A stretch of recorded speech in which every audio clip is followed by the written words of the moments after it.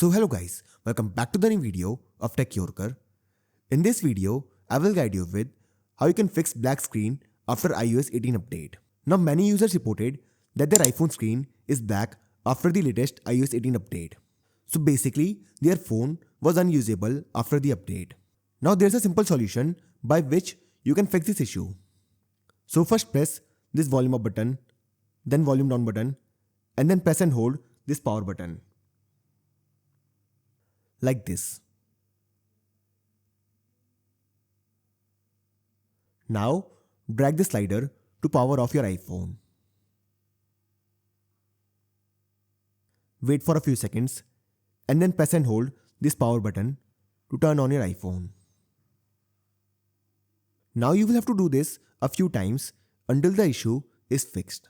So this is how you can fix black screen after iOS 18 update. So I hope you find this video useful. And if you do, then don't forget to like this video and subscribe our channel.